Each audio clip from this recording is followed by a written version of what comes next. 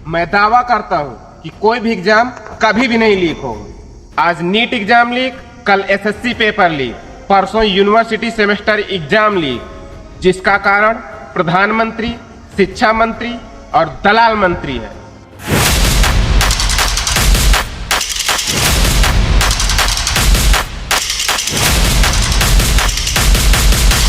मैं कोई मजाक नहीं कर रहा हूं। कोई भी एग्जाम लीक हो रहा है तो वो इसलिए कि जिस संस्था ने एग्जाम कराने का जिम्मा ले रखा है, ठेका लिया है, वह कमजोर, मक्कार और दलाल है।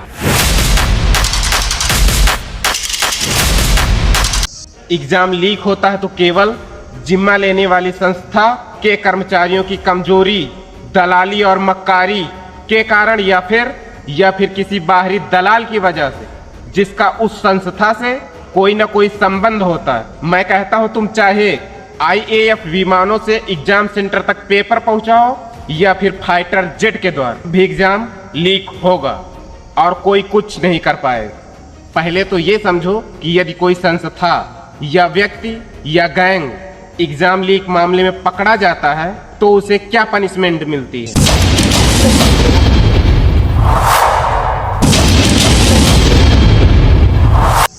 IPC Indian penal code section 420 के तहत फ्रॉड या चीटिंग के लिए 7 साल तक की जेल प्लस फाइन और section 406, 409 criminal breach of trust के तहत उसे 10 साल तक जेल plus fine. Public examination law मतलब प्रिवेंशन ऑफ अनफेयर एक्ट 2024 के तहत 3 से 10 साल तक का जेल प्लस 10 लाख तक का फाइन। मैं पूछता हूं, जो व्यक्ति एग्जाम लीक करके कई करोड़ों कमा लेता हो, उसे 10 लाख रुपए देने में क्या दिक्कत हो। और रही बात 3 से 10 साल तक जेल की, तो ये केवल मात्र दिखावा है। सबसे पहले तो एग्जाम का जिम्मा केवल उस संस्था को दिया जाए जो विश्वास पात्र, और यदि फिर भी लीक हो तो उसकी सारी जिम्मेदारी ले, या फिर शिक्षा मंत्री खुद एग्जाम कंडक्ट कराए, जो महीने का कम से कम 5 लाख रुपए जनता के टैक्स से खुद पर खर्चा करता है। कठोर कानून बनाए जाए और उनका सख्ती से इम्प्लीमेंटेशन किया जाए। जैसे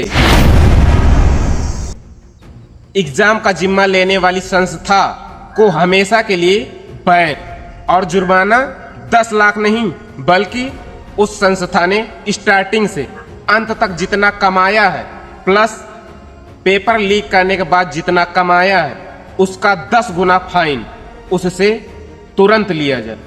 यदि कोई व्यक्ति विशेष पेपर लीक करने में संलिप्त पाया जाए तो उसे केवल फांसी की सजा दी जाए या फिर सीधे इनकाउंटर कर दिया जाए। और हाँ, ये सब तभी होगा जब एक शिक्षा मंत्री हो, दलाल मंत्री नहीं।